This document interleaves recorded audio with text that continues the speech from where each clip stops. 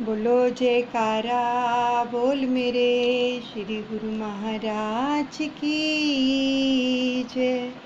श्री परमहंस दयाल जी महाराज की जय। सर्वप्रथम हम अपने दादा गुरु महाराज जी के चरण कमलों में लाखों करोड़ों बार दंडवत प्रणाम करते हैं। सभी परमहंसों के चरणों में भी दंडवत प्रणाम करते हैं। दादा गुरु महाराज जी के आशीर्वाद से प्यारी जीवनी श्रवण करने जा रहे हैं। अनुचित क्षमा करें। सबसे पहले अपने दादा गुरुदेव का आशीर्वाद लेते हैं, उनसे आशीष लेते हैं। सभी ही प्रार्थना कीजिए और प्रणाम कीजिए। मेरे दादा गुरु महाराज तुमको लाखों परिणाम, तुमको लाखों परिणाम। मेरी बिगड़ी बनाने वाले तुमको लाखों परिणाम, तुमको लाखों परिणाम। मेरे हापू बाबा जी तुमको लाखों परिणाम, तुमको लाखों परिणाम। सहित देही उड़ जाने वाले तुमको लाखों परिणाम, तुमको लाखों परिणाम। अद्वैत का पाठ पढ़ाने वाले तुमको लाखों परिणाम, तुमको लाखों परिणाम। मेरे दादा गुरुदेव प्यारे तुमको लाखों परिणाम, तुमको लाखों परिणाम। कोटि कोटि परिणाम, कोटि कोटि परिणाम। आँखों से सुंदर दर्शनों का रसपान कीजिए और श्वासों के साथ शब्द का जाप चलता रहेगा और कानों से प्यारे वचनों का रसपान करेंगे। आगे का जो प्रसंग आ रहा है वो है चित्रकला। श्री परमहंस अवतार श्री सतगुरु दाता दयाल जी ने श्री अनंतपुर के विकास के साथ साथ सभी क्षेत्रों में सर्वांगीण उन्नति व निखार लाते हुए चित्रकला के क्षेत्र में भी विशेष रुचि दर्शाई। महापुरुषों की प्रत्येक मौज को पूर्ण करने के लिए प्रकृति स्वयं प्रस्तुत करती है।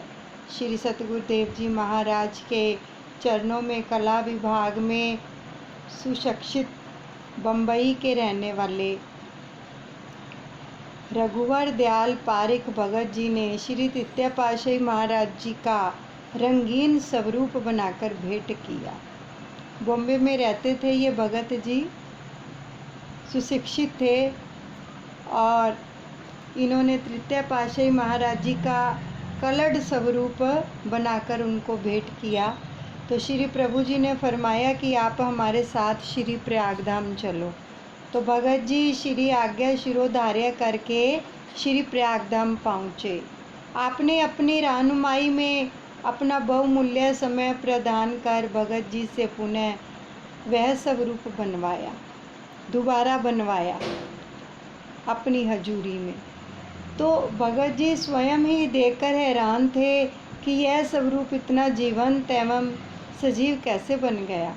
आपकी कृपा रूपी प्रसाद को पाकर वह धन्य हो गए। प्रमुख स्थानों पर बने हुए श्री परमहंस अद्वैत मंदिरों में विराजमान सभी छवियाँ पुरातन ढंग की थी। उन्हें रंगों से सुसज्जित कर मनमोहक रूप प्रदान करने की मौज उठी। कुछ प्रबंधक जनों ने विनय की, प्रभो पहले जो श्री मूर्तियाँ विराजमान हैं वे तो साकार महान विभूतियों के स्वरूप का चित्रण है। जो मूर्तियाँ ब्रश और रंगों के द्वारा बनाई जाएंगी, क्या उनमें इतना आकर्षण और दिव्यता भरी होगी? तो आपने श्री पावन वचन फरमाए।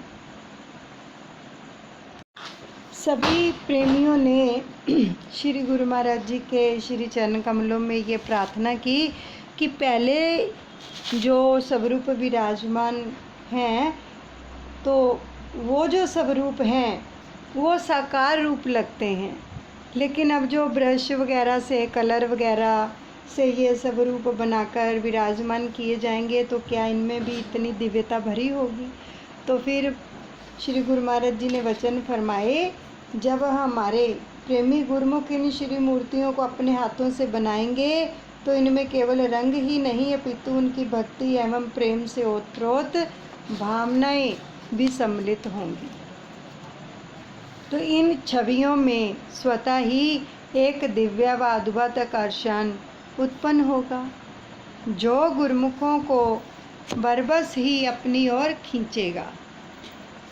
तो यह दिल में केसर से खींची हुई तस्वीर होगी, क्योंकि कलाकार पहले इनके ध्यान को अपनी आँखों में बसाता है और आत्मसात करता है। पुनः पूर्ण एकाग्रता से जब उन्हें प्रकट करता है तो उनमें परिपक्वता आ जाती है। तो आपके श्री चरणों में उन्हीं दिनों कलाकारों ने शरणागत होकर सेवा की मांग की।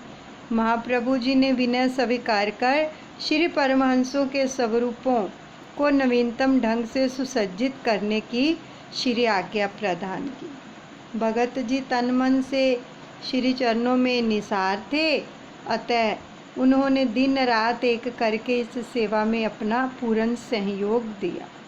आपने कलाकारों को संबोधित करते हुए फरमाया, आपका कर्तव्य है कि इन स्वरूपों को एकाग्रचित्त एवं निर्विचार होकर पवित्र भाव व निष्ठा से प्रकट करें।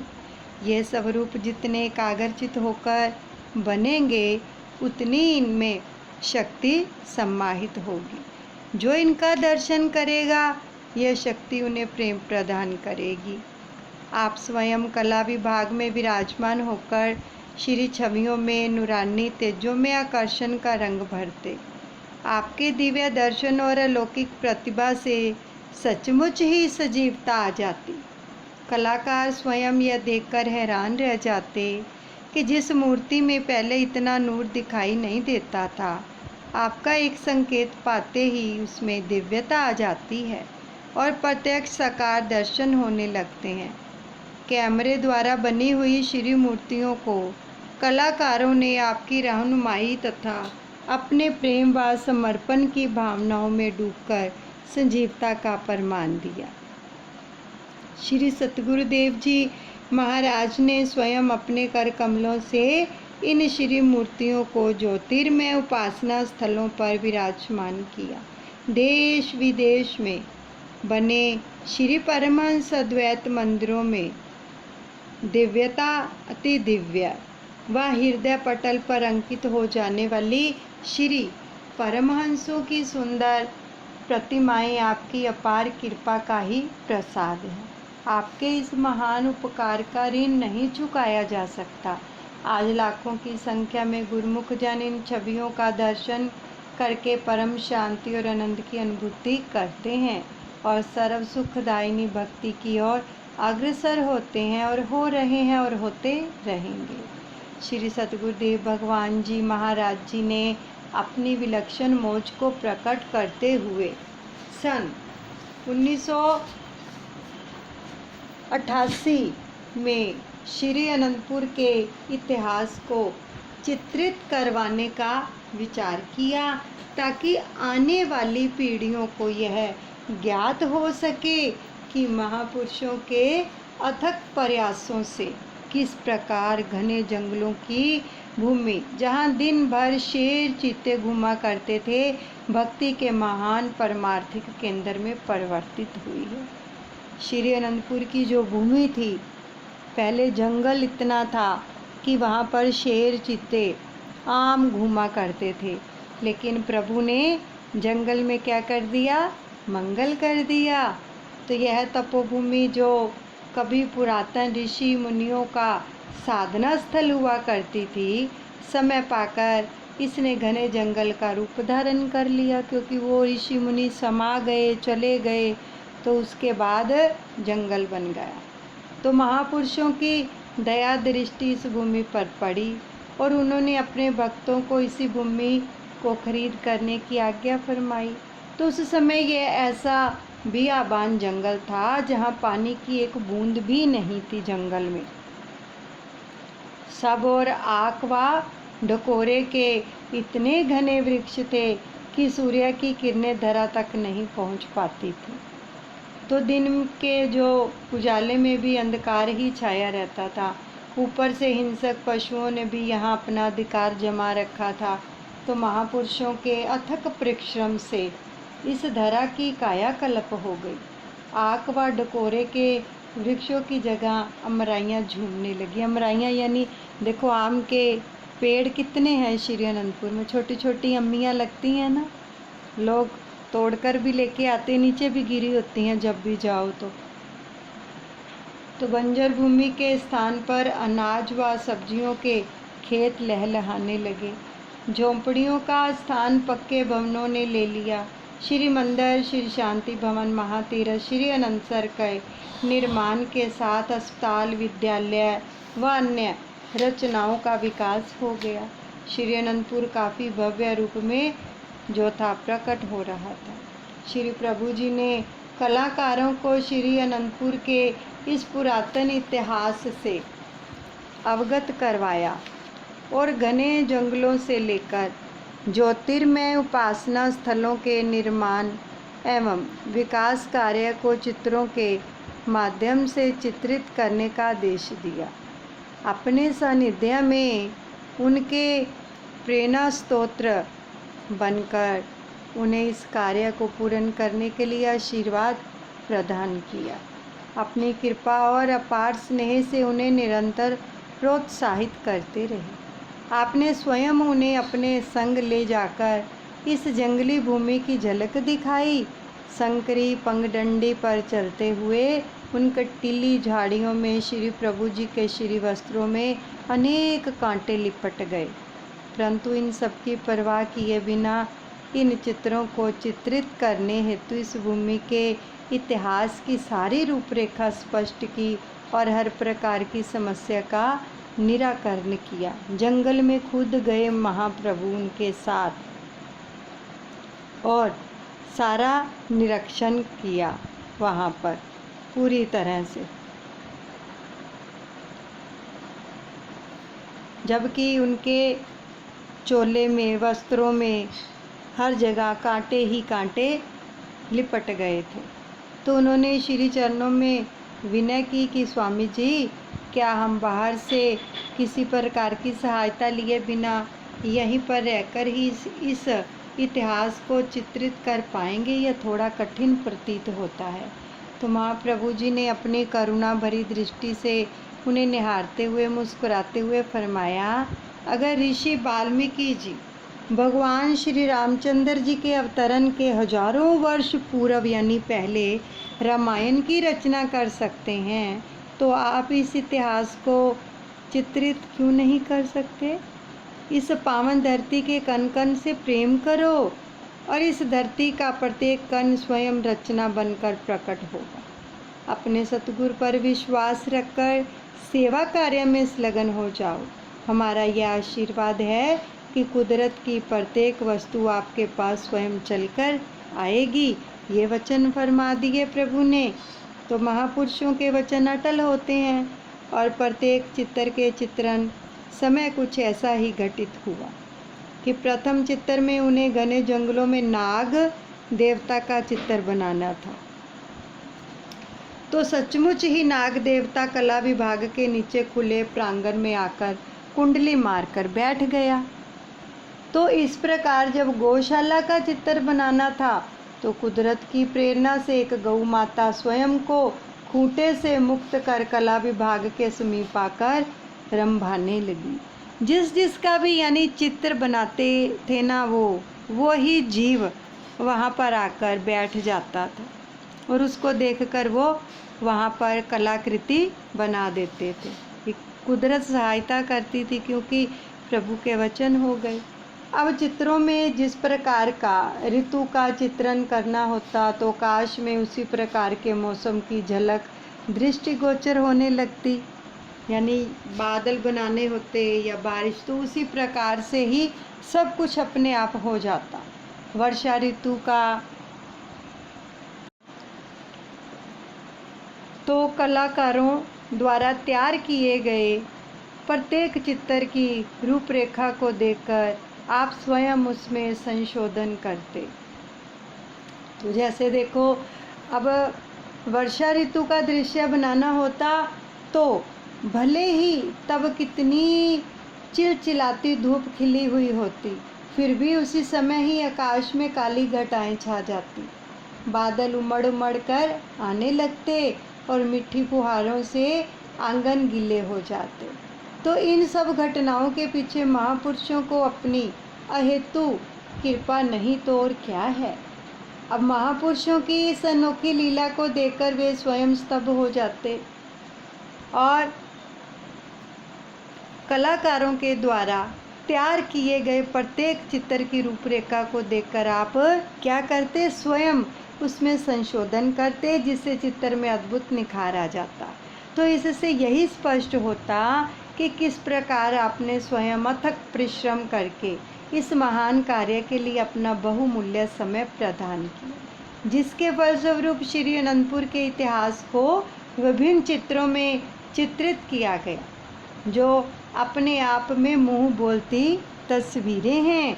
तो महाप्रभु जी ने इन चित्रों को सजीवता प्रदान करने के लिए अपनी मौज से कुछ महात्मा व भगत जनों के चित्र भी बनवाए। तो एक बार आपने कला विभाग में कृपा की तो महात्मा परमात्मानंद जी वहाँ पहले से ही मौजूद थे और मगन होकर चित्रों को निहार रहे थे। कलाकार उस समय श्री दर्शनों का दृश्य चित्रित कर रहे थे। तो इस हेतु उन्होंने महाप्रभु जी के विराजमान होने के लिए एक पलंग बनाया और सामने प्रतीक्षा करते हुए कुछ प्रेमी जनों के चित्र बनाए। अकस्मात ही आपकी मौज उठी कि इस पेंटिंग में श्री पलंग के पास चवर झुलाते हुए महात्मा जी का भी चित्र बनाया जाए। बस फिर क्या था, आपने फरमाया कि हम यहाँ विराजमान होते हैं और केवल 5 मिनट में महात्मा जी का चेहरा बनाकर दिखाओ, ये वचन फरमाए। तो कलाकारों ने मन ही मन श्री चरणों में कोटि वंदना कर ब्रश उठाया और महाप्रभु जी की अपार कृपा से 5 मिनट से पहले ही महात्मा जी का हूबहू चेहरा बनकर तैयार हो गया और अपनी सुभाशीष से निहाल कर आपने वहाँ से प्रस्थान किया। तो श्री सद्गुरु दाता दयाल जी ने इन पेंटिंगों का साइज़ भी स्वयं निर्धारित किया। प्रत्येक पेंटिंग को समय के अनुसार क्रम से टाइटल देकर सुसज्जित करवाया और उसी संदर्भ में ही नीचे दोहे भी लिखवाए, ताकि आने वाले समय में जो भी इस चित्रित का अवलोकन करेंगे तो वह सहज में ही यह जान सकें कि यह रचना कब और कैसे हुई।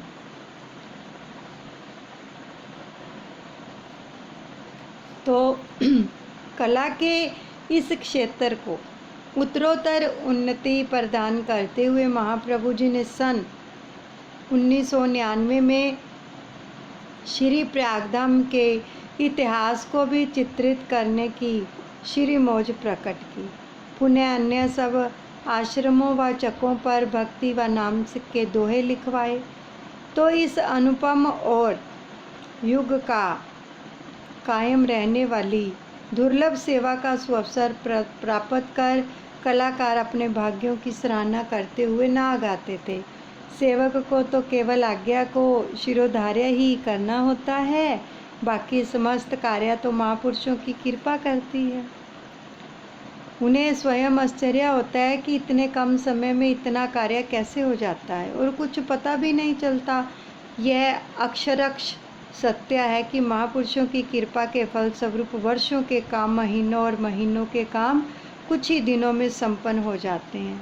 ये तो हम सभी सौभाग्यशाली हैं कि थोड़ी थोड़ी सेवा सतगुरु हम सबको बख्श देते हैं, नहीं तो वो खुद समर्थ हैं सब कुछ करने के लिए, खुद समर्थ हैं।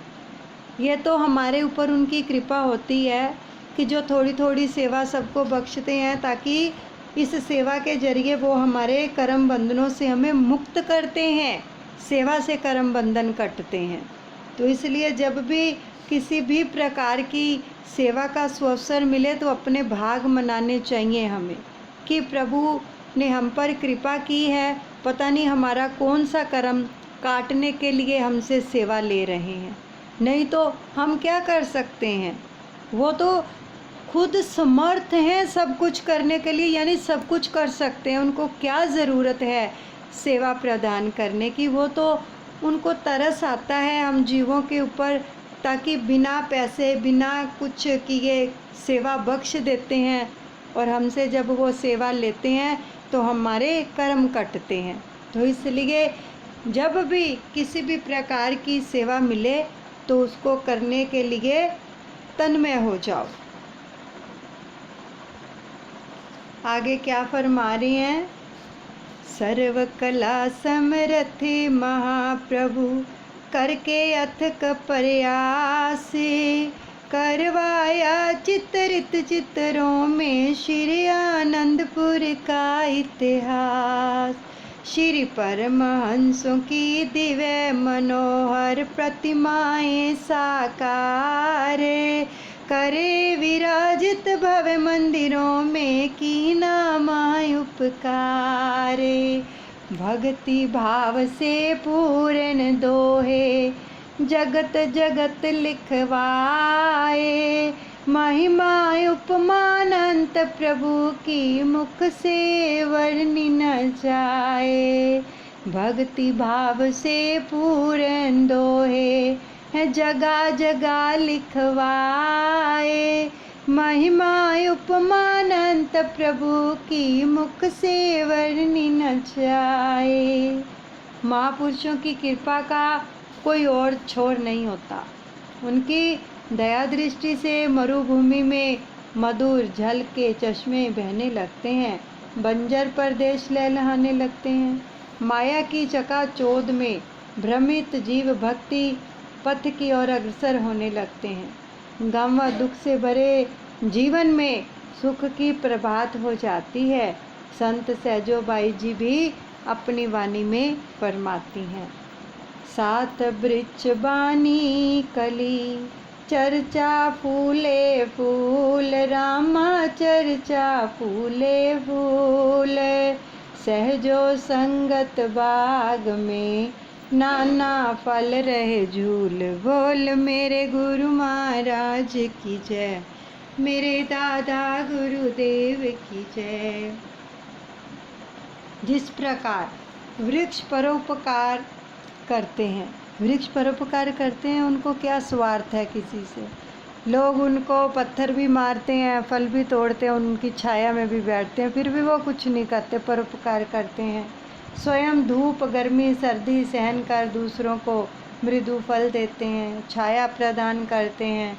उसी प्रकार महापुरुष भी अपने सुकोमल तन पर अनेक कष्ट सहकर जीवों को परमार्थ की ओर अग्रसर सर्व सुखदायिनी भक्ति रूपी संजीवनी प्रदान करते हैं।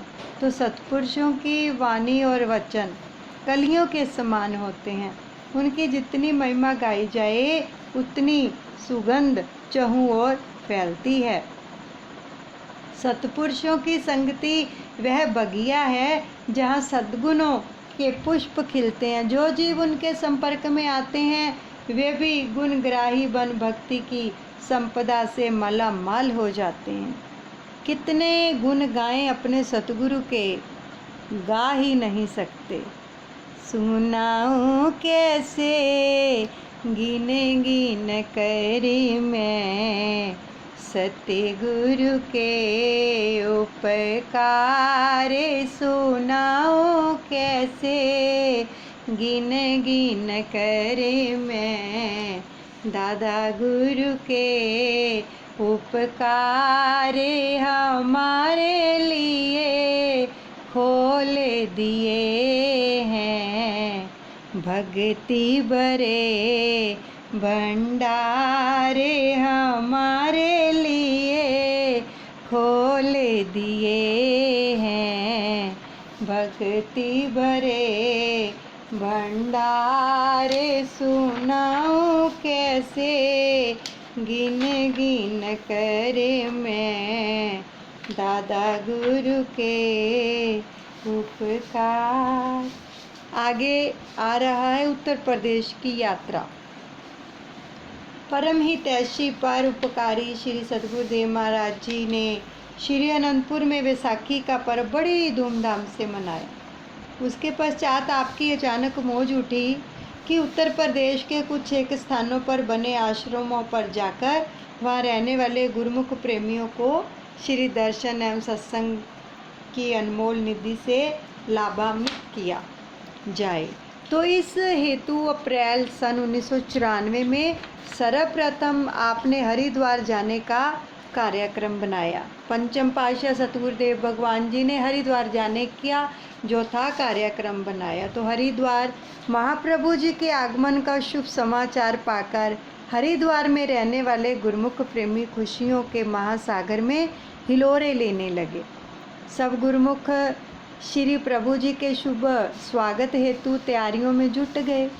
अब कुछ एक प्रेमियों के दिलों में यह उमंग उठी कि क्यों ना हम सबसे पहले अपने प्यारे प्रभु जी के दर्शनों का सौभाग्य प्राप्त कर लें। वे शीघ्रता से स्टेशन की ओर चल दिए, परंतु किसी भी गाड़ी में महाप्रभु जी को ना पाकर वापस आश्रम में लौट आए। तो उनके आनंद की उस समय कोई भी सीमा नहीं रही कि जब मधुर मधुर गर्जना करते हुए विमान में विराजमान श्री प्रभु जी ऋषिकेश एयरपोर्ट पर पहुँचे कि श्री गुरु महाराज जी बाय एयर यानी हवाई जहाज़ पर आ गए। तो उस समय का अद्भुत दृश्य ऐसा जान पड़ता था कि मानो त्रेता युग में के भगवान श्री राम जी जो पुष्पक विमान में बैठकर हरिद्वार की भूमि को पावन करने हेतु पधारे हों, ऐसा उन्हें भास हुआ। तो 29 अप्रैल सन 1994 सायंकाल के समय आपने हरिद्वार में कृपा फरमाकर वहाँ की भूमि को कृतार्थ किया। यहाँ आपके भाई भगत गणेश दास जी का घर था, तो उन्होंने घर में ही श्री मंदिर बनाया हुआ था। उनकी विनय पर आपने उनके गृह में प्रवेश कर उसे अपनी चरण रज से पवित्र किया। भगत जी एवं समस्त परिवार महाप्रभु जी की अपार कृपा को पाकर धन्य हो गए। तो समीप ही गुरुमुख प्रेमी भगत जगदीश चंद्र अरोड़ा जी और उनकी भक्तानी बिमला का भी घर था। उन दोनों की हार्दिक भावना थी कि इस घर में श्री परमहंस महान विभूतियों को विराजमान कर इसे श्री परमहंस द्वैत मंदिर का रूप दे दिया जाए। तो अब निर्माण कार्य पूर्ण भी नहीं हुआ था कि 4 मास के अंतराल में भगत और भक्त्यानी दोनों ही परलोक गमन कर गए। उनका जो घर था ना, तो उन्होंने मन में ये निश्चय किया था कि यहाँ पर श्री परमहंसों की महान विभूतियाँ विराजमान हो जाएं और यानी कि इसको मंदिर का ही रूप दे दिया जाए आश्रम का। तो अभी वो कार्य पूरा नहीं हुआ था कि दोनों चल बसे। तो उनकी बेटियों ने अपने माता पिता की प्रबल इच्छा को स्मरण करते हुए घर के सभी कागजात श्री चरणों में भेंट कर दिए और अधूरा कार्य संपन्न हो जाने पर श्री सतगुरुदेव महाराज जी ने अपने मौज से यहाँ का कार्यभार भाई शांत दयानंद जी को सौंप दिया। अब उनकी विनय पर इस स्थान का शुभ मुहूर्त करने हेतु आप यहाँ पर पधारे। तो आपके शुभ आगमन से चारों ओर खुशी की लहर छा गई।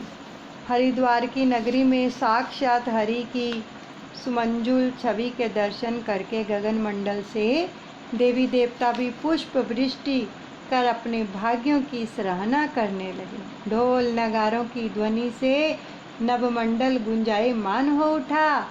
गुरुमुखों को खुशी में झूमता हुआ देखकर श्री प्रभु जी की प्रसन्नता का कोई पारावार ना रहा।